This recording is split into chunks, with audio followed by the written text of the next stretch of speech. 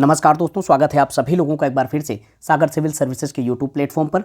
दोस्तों आज हम अरावली पर्वतमाला से संबंधित 20 महत्वपूर्ण एमसीक्यू को देखेंगे, क्योंकि यह अभी बहुत चर्चित मुद्दा है। तो निश्चित तौर पर आपकी आगामी परीक्षाओं में यहाँ से बहुत अच्छे स्टैटिक पोर्शन से सवाल जो है बनाए जा सकते हैं।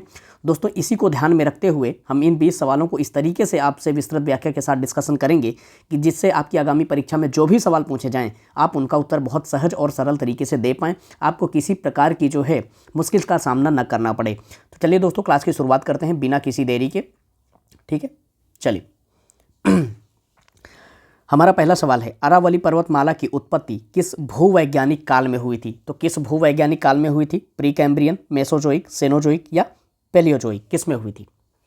चलिए तो ध्यान रखिएगा किस काल में हुई थी, तो प्री कैम्ब्रियन काल में हुई थी। और प्री कैम्ब्रियन काल में भी आर्कियन क्रम की चट्टानों के निर्माण के बाद जब धारवाड़ क्रम की चट्टानों का निर्माण हो रहा था, धारवाड़ क्रम की चट्टानों के निर्माण के समय दुनिया में बहुत सारे पर्वतों का निर्माण हो रहा था।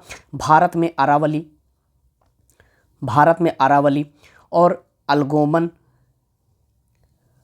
अल्गोमन पर्वत, ये कहाँ पर? उत्तरी अमेरिका में। एक है लॉरेंशियन पर्वत, ठीक है। एक है किलार्मियन पर्वत, इनका निर्माण कहाँ पर हुआ था? तो ये उत्तरी अमेरिका में। तो ये चीज़ आपको थोड़ा सा ध्यान रखना है, इनका निर्माण उत्तरी अमेरिका में हुआ था। दोस्तों धारवाड़ क्रम की चट्टानों के निर्माण के समय जब इन पर्वतों का निर्माण हो रहा था, इसको एक विशेष काल नाम दिया गया था। इसका नाम है चर्नियन काल। ठीक है, ये चीज़ आपको थोड़ा सा ध्यान रखना है, क्योंकि बहुत बार ये सवाल पूछा गया है कि अरावली पर्वत का निर्माण जो है किस समय हुआ है। तो चर्नियन काल ये भी ऑप्शन में दिया जाता है। यहाँ पर प्री कैम्ब्रियन दिया गया है, इसलिए आपने इसको टिक कर दिया है। तो ये भी आपको ध्यान रखना है। अल्गोमन पर्वत, लॉरेंशियन पर्वत, किलार्मियन पर्वत, ये कहाँ पर हैं? तो ये उत्तरी अमेरिका के पर्वत हैं। ये भी वर्तमान में अब जो है अवशिष्ट पर्वतों के उदाहरण के रूप में जाने जाते हैं।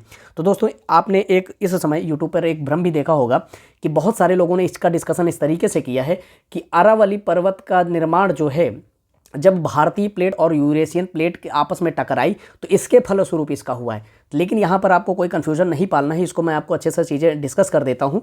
और यह चर्नियन काल का जो समय है दोस्तों, यह लगभग 2 से 2.5 हज़ार मिलियन वर्ष पूर्व की बात है, लगभग 2 से 2.5 अरब वर्ष पूर्व की बात। ठीक है, 2 से 2.5 अरब वर्ष पूर्व जो है अरावली पर्वत श्रृंखला का निर्माण हुआ।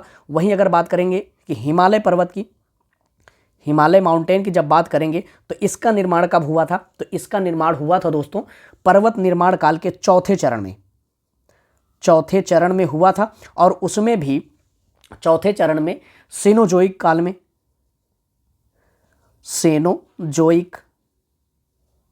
में और सेनोजोइक काल के टर्सरी युग में, यानी कि तृतीयक युग के अल्पाइन क्रम में, यानी कि तृतीयक युग में जब बहुत सारे पर्वतों का निर्माण दुनिया में हो रहा था, तो उस समय जो पर्वतों का निर्माण हो रहा था उसको एक नाम दिया गया था अल्पाइन क्रम के पर्वत। ठीक है, ये चीज़ आपको ध्यान रखना है। और ये कितने समय की बात पूर्व की बात हो रही है? तो ये लगभग जो है 40 से 50 मिलियन वर्ष पूर्व की बात हो रही है। अब आपको समझ में आ रहा होगा कि जहां अरावली पर्वत जो है 2 से 2.5 अरब वर्ष पूर्व निर्मित हो गई थी, वहीं हिमालय पर्वत जो है 40 से 50 मिलियन वर्ष पूर्व जो है निर्मित हो रहा है। तो दोनों में कोई तारतम्यता नहीं नजर आती है, क्योंकि आप सभी लोगों को पता है भारत पहले गोंडवाना लैंड का हिस्सा था और इसका जो है पश्चिमी हिस्सा जो है अफ्रीका के साथ टच होता था।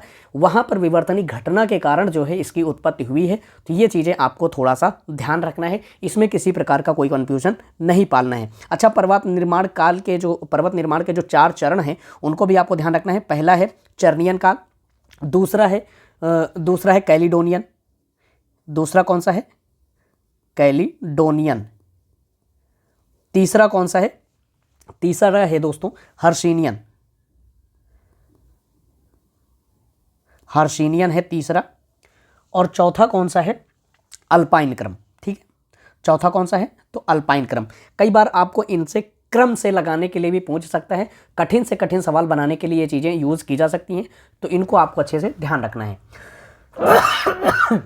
दोस्तों माफ़ कीजिएगा, थोड़ा सा आज मेरा गला ठीक नहीं है, जिसकी वजह से आपको आवाज़ में भी थोड़ा सा चीज़ें नज़र आ रही होंगी कि उतना अच्छे से मैं चीज़ें नहीं कर पा रहा हूँ। ठीक है, फिर भी अगर आप थोड़ा सा मैनेज कर लेंगे तो क्लास अच्छे से जो है हम लोग कंप्लीट करने लेंगे। ठीक है, अरावली पर्वत का निर्माण कब हुआ था? तो प्री कैम्ब्रियन काल में हुआ था। ये सारे फैक्ट आपको ज़रूर ध्यान रखना है, क्योंकि ये सारे जैसे सेनोजोइक हो गया, तृतीयक हो गया, अल्पाइन क्रम हो गया, हिमालय पर्वत के मतलब संबंध में अलग अलग तरीके से इन सवालों को पूछा गया है, बहुत बार पूछा गया है, इसलिए इन चीज़ों को मैंने अच्छे से डिटेल में डिस्कस कर लिया है आपसे। ठीक है, चलिए, अरावली पर्वतमाला मुख्य रूप से किन भारतीय राज्यों में फैली है? बताइए, किन भारतीय राज्यों में मुख्य रूप से फैली है? आप तब तक उत्तर दीजिए, तब तक मैं इसका चित्र के माध्यम से आपको समझाने का प्रयास करता हूँ। चलिए, चित्र के माध्यम से थोड़ा समझने का प्रयास करते हैं। जैसे अरावली पर्वतमाला का जो विस्तार है दोस्तों, यहाँ पर गुजरात से देखेंगे, गुजरात में कहाँ पर? पालनपुर, गुजरात के पालनपुर से उत्तरी क्षेत्र में दिल्ली तक इसका विस्तार माना जाता है। और दिल्ली में इसका जो उत्तरी विस्तार माना जाता है, वहाँ पर एक पहाड़ी है रायसीना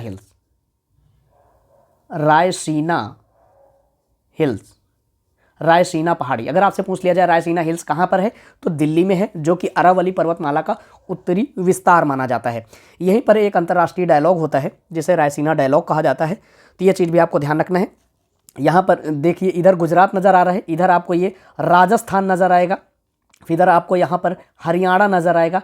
तो 3 राज्य और एक केंद्र शासित प्रदेश में जो है अरावली पर्वतमाला का विस्तार माना जाता है। वहीं पर सबसे अधिक विस्तार कहाँ पर है? तो सबसे अधिक विस्तार जो है राजस्थान में है। ये चीज़ आपको थोड़ा सा ध्यान रखना है, सबसे अधिक विस्तार कहाँ पर है? राजस्थान में है। अच्छा, इस पर्वतमाला की कुल लंबाई कितनी है? तो 800 किलोमीटर यह लंबी है, गुजरात से लेकर के दिल्ली तक। ठीक है, ये चीज़ आपको थोड़ा सा ध्यान रखना है, क्योंकि ये बहुत पहले निर्मित हुई थी ये पर्वत श्रृंखला, जिसकी वजह से वर्तमान में यह अवशिष्ट पर्वत का उदाहरण माना जाता है। और दिल्ली के क्षेत्र में ये जो अरावली पर्वत का जो हिस्सा है रायसीना हिल्स के पास, इसको एक विशेष नाम से जाना जाता है। वो कौन सा है? तो वो चीज़ भी आपको थोड़ा सा ध्यान रखना है। उसका नाम क्या है? दिल्ली रिज। इसको क्या कहा जाता है? दिल्ली रिज कहा जाता है। अगर आपसे पूछ लिया जाए दिल्ली रिज जो है किसे कहा जाता है, तो यह अरावली पर्वतमाला का जो है उत्तरी विस्तार, जो कि दिल्ली के क्षेत्र में है अवशिष्ट रूप में, उसे हम दिल्ली रिज के नाम से जानते हैं। तो यह चीज़ आपको ध्यान रखना है। और दक्षिणी विस्तार कहाँ पर है? गुजरात में है। ठीक है, इस सवाल का सही उत्तर क्या हो जाएगा? राजस्थान, हरियाणा, दिल्ली और गुजरात, इन 4 क्षेत्रों में जो है इसका विस्तार पाया जाता है। ठीक है, चलिए, हमारा अगला सवाल, अरावली पर्वतमाला का सर्वोच्च शिखर कौन सा है? माउंट आबू, गुरु शिखर या धूपगढ़ या अन्नाईमुड़ी? बताइए, अरावली पर्वतमाला का सर्वोच्च शिखर कौन सा है? चलिए, आप सभी लोग उत्तर करिए। तो दोस्तों चलिए इसके उत्तर को देख लेते हैं। अरावली पर्वतमाला में एक पर्वत है दोस्तों, आबू पर्वत। आबू क्षेत्र में एक आबू पर्वत है, और उसी के पास एक ऊंचाई पर एक जो है पर्वत है, शिखर है, जिसका नाम जो है गुरु शिखर है। गुरु शिखर, ठीक है। इसकी ऊंचाई कितनी है? 1722 मीटर है। 1722 मीटर है, और यह अरावली पर्वतमाला का सर्वोच्च शिखर है। ठीक है, और राजस्थान का भी यह सर्वोच्च शिखर है। ये चीज़ भी आपको ध्यान रखना है। अगर आपसे पूछ लिया जाए कि राजस्थान का सर्वोच्च शिखर कौन सा है, तो गुरु शिखर है। इसकी ऊंचाई जो है 1722 मीटर की है।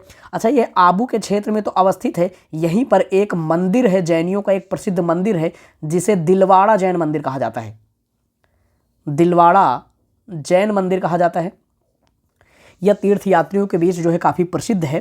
बहुत सारे लोग यहाँ पर जो है जाते हैं दर्शन करने के लिए। मैं भी एक बार यहाँ पर गया था। ठीक है, ये महत्वपूर्ण चीज़ें आपको ध्यान रखना है। मुख्य शिखर इसका माउंट आबू नहीं है, गुरु शिखर है।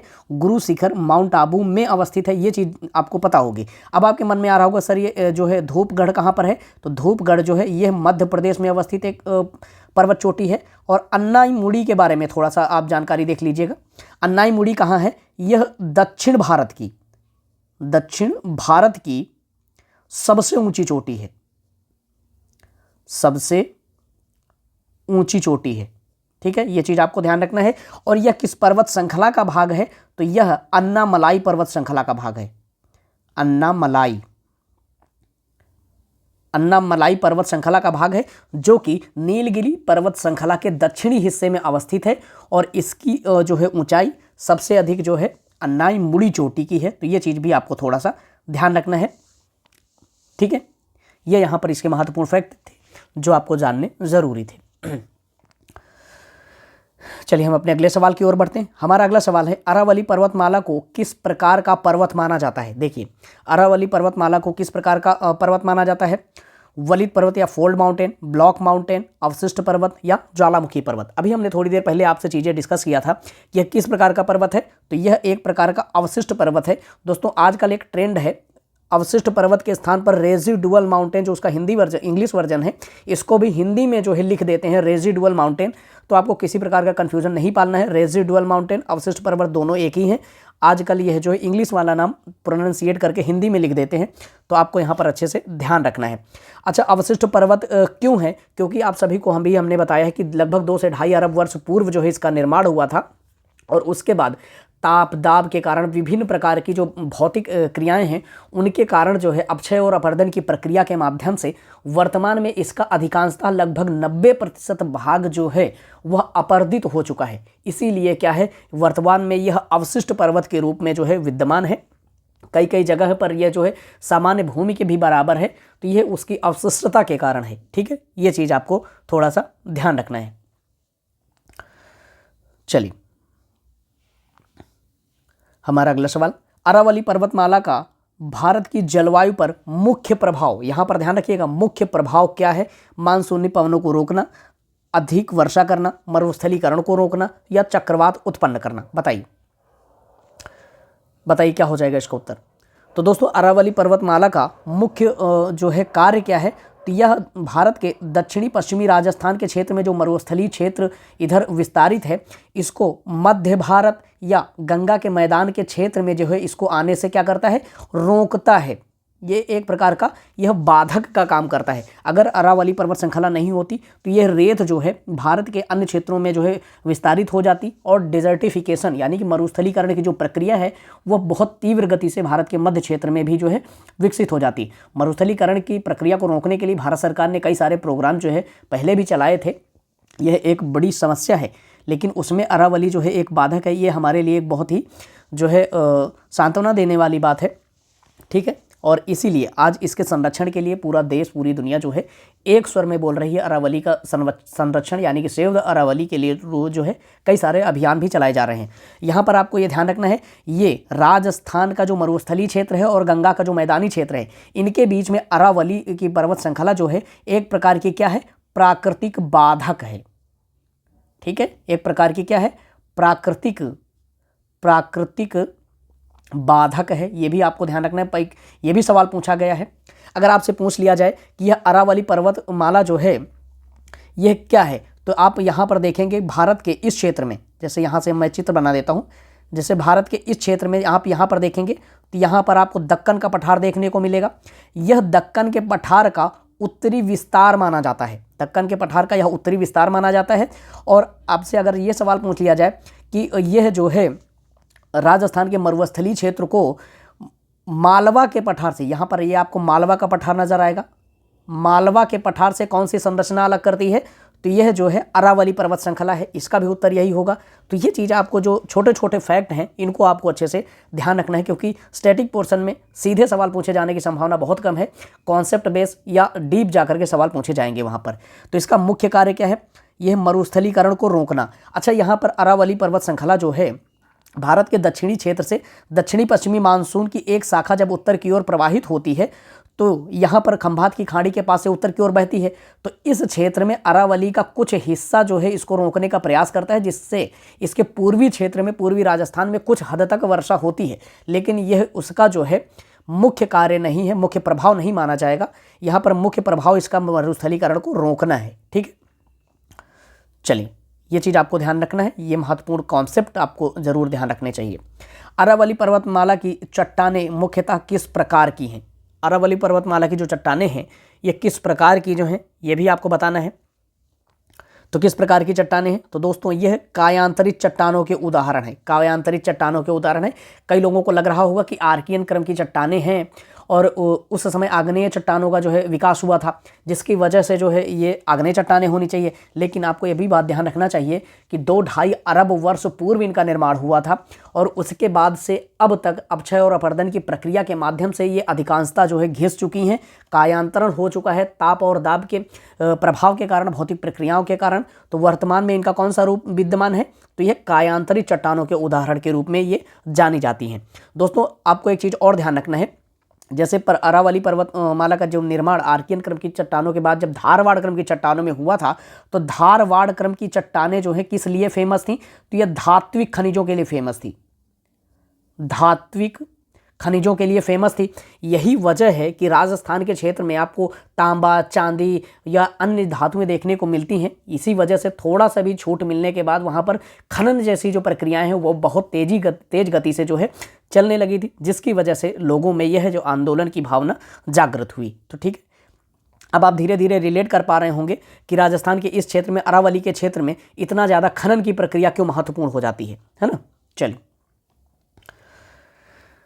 हमारा अगला सवाल, माउंट आबू किस राज्य में अवस्थित है। देखिए अभी हमने आपको कहाँ पर बताया था, माउंट आबू कहाँ पर अवस्थित है, तो यह राजस्थान के क्षेत्र में अवस्थित है। ठीक है, अरावली पर्वत श्रृंखला का एक यह भाग है और इसका सर्वोच्च शिखर कौन सा है, गुरु शिखर है, जिसकी सबसे ऊंची चोटी गुरु शिखर है और इसकी ऊंचाई जो है 1722 मीटर है। दोस्तों थोड़ा सा स्लिप ऑफ टंग हो गया है, उसके लिए मैं आपसे माफ़ी चाहता हूँ। ठीक है, चलिए आपको हमने बताया कहाँ पर है, तो ये राजस्थान में है। ये चीज़ें अगर आपने एक्सप्लेनेशन को अच्छे से देखा तो आप कोई भी सवाल गलत नहीं करेंगे, ये मेरा दावा है। ठीक है, चलिए अरावली पर्वतमाला का विस्तार जो है कितनी लंबाई में है, यानी कि अरावली पर्वतमाला की कुल लंबाई कितनी है, तो अभी हमने आपको बताया था कितनी है, तो 800 किलोमीटर है। गुजरात के पालनपुर से लेकर के दिल्ली तक जो है, दिल्ली रिज तक इसका विस्तार माना जाता है। तो इसकी ऊंचाई कुल लंबाई कितनी है, तो यह 800 किलोमीटर है। ठीक है, चलिए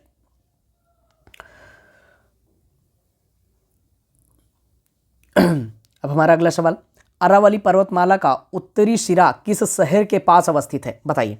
अरावली पर्वतमाला का उत्तरी सिरा कहाँ पर अवस्थित है, तो अभी हमने आपको क्या बताया था, दिल्ली तक, दिल्ली की रायसीना हिल्स, वहाँ पर अरावली पर्वत श्रृंखला का जो अवशिष्ट भाग है उसे दिल्ली रिज के नाम से भी जाना जाता है। ये चीज़ भी आपको ध्यान रखना है, किस नाम से, दिल्ली रिज के नाम से। ये सवाल मुझे आते हुए दिखाई दे रहा है कि दिल्ली रिज जो है किस पर्वत श्रृंखला का भाग है, तो आप बताएंगे अरावली पर्वत श्रृंखला का उत्तरी भाग है, अवशिष्ट रूप में जो दिल्ली के क्षेत्र में विद्यमान है। ठीक है, ये चीज़ आपको ध्यान रखना है।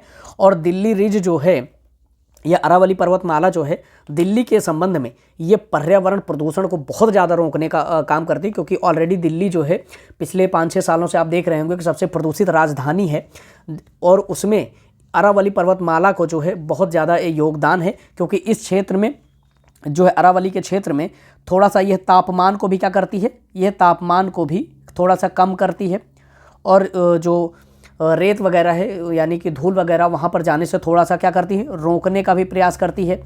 और इसी तापमान को कम करने के कारण और वायु प्रदूषण में थोड़ा सा नियंत्रण के कारण अरावली पहाड़ी को दिल्ली के क्षेत्र में एक नाम से जाना जाता है, एक उपाधि दी जाती है इसको कहा जाता है ग्रीनरी लंग्स,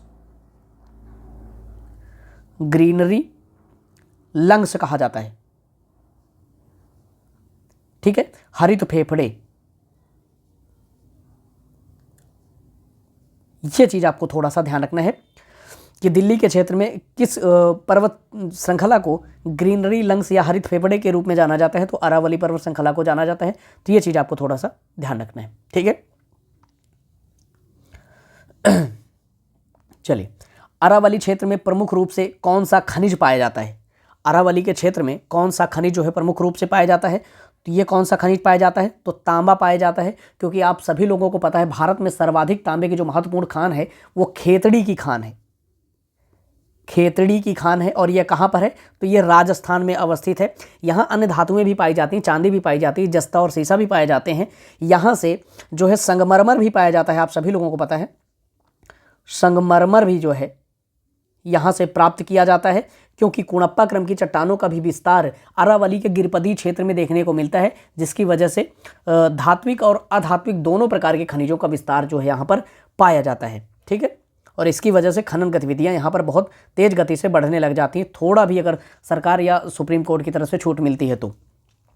हमारा अगला सवाल, अरावली पर्वतमाला किस पठार का उत्तरी पश्चिमी विस्तार मानी जाती है? अभी हमने आपको थोड़ी देर पहले बताया था अरावली पर्वतमाला जो है किस पर्वत क्षेत्र का या किसका उत्तरी पश्चिमी विस्तार मानी जाती है। तो अभी हमने आपको यहाँ पर क्या बताया था, यहाँ पर आपको दक्कन का पठार बताया था। दक्कन का पठार, दक्कन के पठार का यह उत्तरी पश्चिमी विस्तार माना जाता है।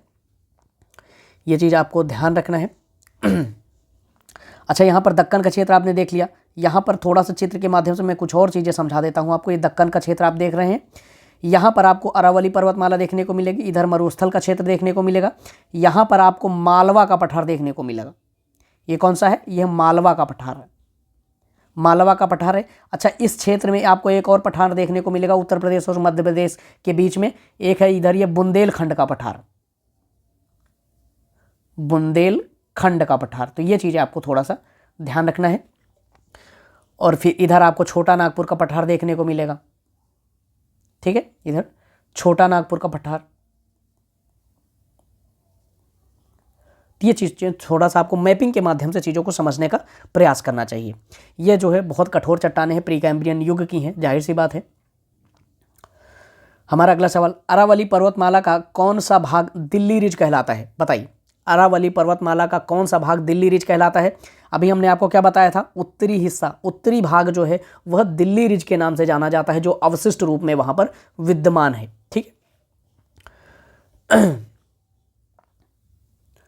हमारा अगला सवाल, अरावली पर्वतमाला किस मरुस्थल के विस्तार को रोकने में सहायक है? अरावली पर्वतमाला जो है किस मरुस्थल को रोकने में सहायक है? तो यह जो है थार के मरुस्थल को रोकने में सहायक है, क्योंकि थार का मरुस्थल कहाँ पर है? तो यह भारत में है। अभी हमने आपको कई बार ये चीज़ें डिस्कस किया है। अच्छा, यह गोबी का मरुस्थल कहाँ पर है? तो यह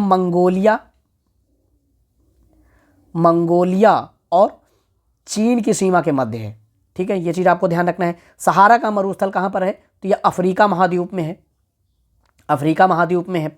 और वहीं पर किजिलकुम मरुस्थल जो है यह कहाँ पर है? तो यह मध्य एशिया के क्षेत्र में है, मध्य एशिया में, ठीक है, मध्य एशिया में है। यह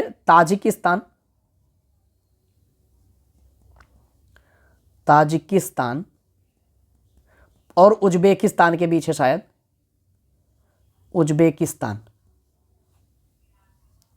ठीक है। यानी कि आपको सिंपल सा ध्यान रखना है, ये मध्य एशिया के क्षेत्र में यह अवस्थित है, ठीक है। अरावली पर्वतमाला जो है किस मरुस्थल के विस्तार को रोकने में सहायक है? तो यह थार के मरुस्थल को रोकने में सहायक है। हमारा अगला सवाल, अरावली पर्वतमाला की सबसे अधिक ऊंचाई किस राज्य में है? तो किस राज्य में सबसे अधिक ऊंचाई पाई जाएगी? तो अभी हमने आपको बताया था राजस्थान के क्षेत्र में गुरु शिखर जो इसका सर्वोच्च शिखर है, जो कि राजस्थान का भी सबसे ऊंचा शिखर है। तो ये चीज़ भी आपको ध्यान रखना है। अरावली पर्वतमाला का सर्वाधिक विस्तार कहाँ पर है? तो वो भी राजस्थान में ही है, ठीक है। चलिए,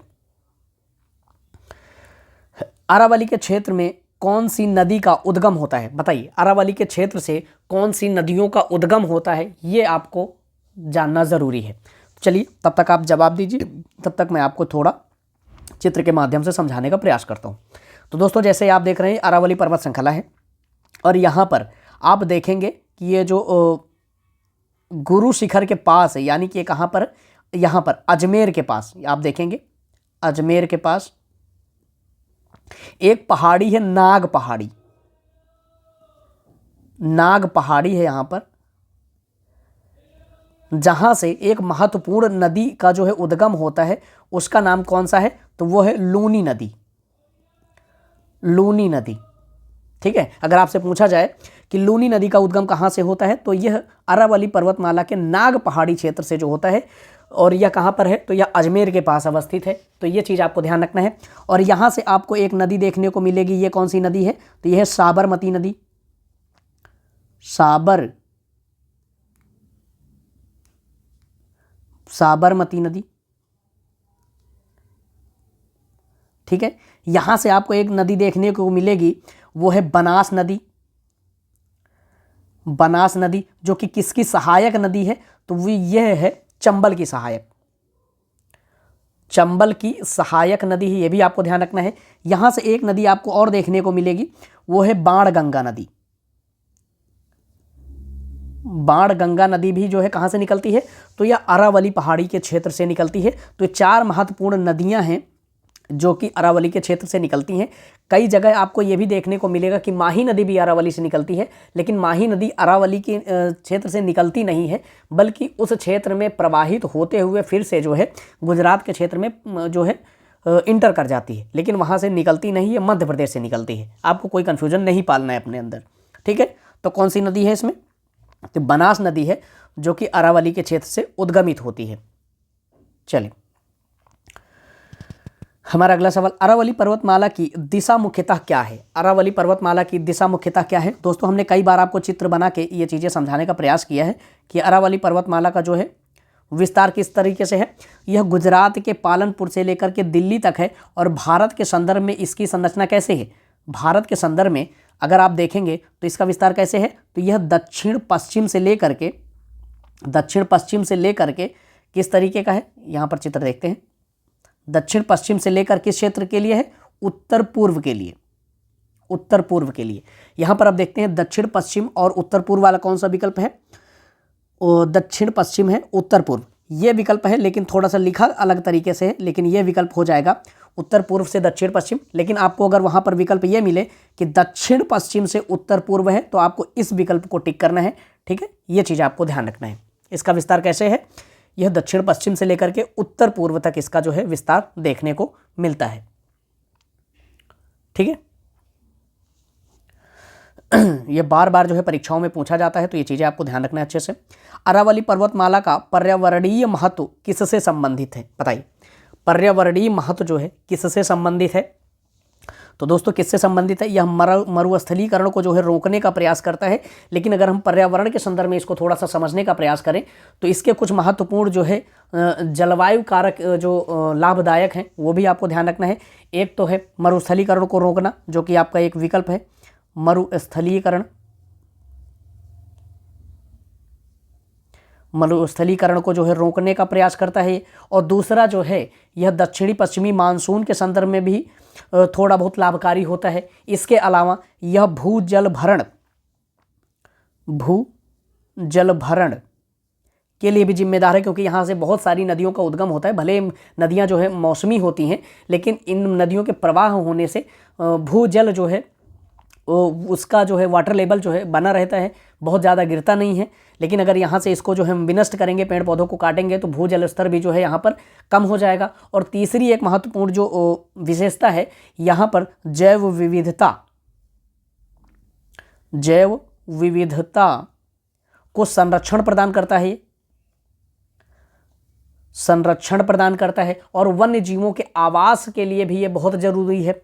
और यहाँ पर चौथा पॉइंट जो हो जाता है, पांचवा पॉइंट ये हो जाता है प्रदूषण, ठीक है। ये सारे बिंदुओं को आपको ध्यान रखना है। अगर आप मेंस का उत्तर लिख रहे हो तो इन बिंदुओं के माध्यम से आप उत्तर को जो है कंप्लीट कीजिएगा, तो आपको अच्छे मार्क्स मिलने की संभावना ज़्यादा रहेगी, ठीक है। प्रदूषण के बारे में हमने बताया कि किस प्रकार से ये भारत के मध्य भागों और दिल्ली के क्षेत्र के लिए महत्वपूर्ण हो जाता है। वो सारी चीज़ें हमने पीछे डिस्कस कर लिया था, ठीक है। चलिए हमारा अगला सवाल, अरावली पर्वतमाला में प्रसिद्ध दिलवाड़ा जैन मंदिर कहाँ पर अवस्थित है, बताइए। हमने अभी डिस्कसन किया था पीछे, तो कहाँ पर अवस्थित है, तो यह माउंट आबू में अवस्थित है। और यह कहाँ पर है, तो राजस्थान के क्षेत्र में है, ठीक है। तो ये महत्वपूर्ण चीज़ें हैं। हमारा अगला सवाल, अरावली पर्वतमाला का निर्माण किस प्रक्रिया का परिणाम है, बताइए। अरावली पर्वतमाला का जो निर्माण है ये किस प्रक्रिया का परिणाम है। अरावली पर्वतमाला का निर्माण किस प्रक्रिया का परिणाम है, तो दोस्तों यह किस प्रक्रिया का परिणाम है, वर्तमान में यह क्या है, वलन और अपर्दन का परिणाम है। क्योंकि वलन और अपर्दन में जैसे शुरुआत में जब दो प्लेटें एक दूसरे से टकराती हैं तो क्या पड़ता है, वलन पड़ता है, और वलन के बनने से ही जो है पर्वतों की उत्पत्ति होती है। और वर्तमान में यह काफ़ी अपर्दित हो चुका है, तो वर्तमान में यह किस रूप में देखा जाता है, तो अपर्दित पर्वत के रूप में देखा जाता है। तो वलन और अपर्दन के रूप में भी इसका एक विकल्प सही हो सकता है। लेकिन अगर ये ऑप्शन में ना रहे तो विवर्तनिक घटना, प्लेट विवर्तनिक घटना जो है इसका मुख्य आंसर हो जाएगी, ठीक है। चलिए हमारा अगला सवाल, अरावली पर्वतमाला के अत्यधिक अपर्दन का मुख्य कारण क्या है। अरावली पर्वतमाला के अपर्दन का मुख्य कारण क्या है, तो इसका मुख्य कारण क्या हो जाएगा, तो ये अत्यधिक प्राचीनता, क्योंकि आप सभी लोगों को पता है 2 से 2.5 अरब वर्ष पूर्व के बाद से अब तक यह अपक्षय और अपरदन से ग्रसित है और वर्तमान में यह बहुत ज़्यादा अपरदित हो चुकी है। और यही इसका जो है मुख्य कारण है कि बहुत पुरानी पर्वत श्रृंखला है। ठीक है, तो ये चीज़ें आपको हमने यहाँ पर जो है अच्छे से डिस्कस कर लिया है, क्योंकि इसका जो है मौसम का भी प्रभाव पड़ता है, इस पर मानव की गतिविधियाँ भी बहुत ज़्यादा होती हैं। ठीक है, वनों का उन्मूलन वगैरह होती है, इसी वजह से इसकी ऊंचाई धीरे धीरे कम होती जा रही है। तो दोस्तों ये सारे वो महत्वपूर्ण फैक्ट थे जो आपको अरावली पर्वत श्रृंखला से संबंधित जानने थे। अपने स्तर पर मुझसे जितना हुआ कि मैंने उन सारे फैक्टों को कवर करने का प्रयास किया है, जो आपके परीक्षा में जो है सवालों के रूप में आ सकते हैं। उम्मीद करता हूं कि ये सेशन आप सभी लोगों को अच्छा लगा होगा, पसंद आया होगा। अगर आप सभी लोगों को हमारा ये प्रयास पसंद आए, हमारी मेहनत पसंद आए और हमारा तरीका पसंद आए, तो आप उसको थोड़ा सा सपोर्ट देने के लिए वीडियो को लाइक कर सकते हैं, चैनल को सब्सक्राइब कर सकते हैं, बेल आइकॉन को ऑन कर लीजिएगा, जिससे कि आपके सभी लोगों के लिए जो भी वीडियो अपलोड की जाए उससे आप वंचित ना रहें और आप उससे जो है समय रहते उसका आप लाभ ले पाएँ। दोस्तों एक चीज़ और सोचना, आगामी परीक्षाओं के लिए इस चैनल पर आपको इम्पॉर्टेंट टॉपिक सीरीज के माध्यम से जो कठिन टॉपिक हैं उनको सहज और सरल तरीके से आपके समक्ष डिस्कस करने का प्रयास किया जाएगा। तो आप हमारे साथ जुड़ने के लिए जो है चैनल को सब्सक्राइब जरूर कर लीजिएगा। फिर मिलते हैं नए वीडियो में, तब तक के लिए अपना ख्याल रखिएगा, स्वस्थ रहिए और पढ़ाई करते रहिए। धन्यवाद।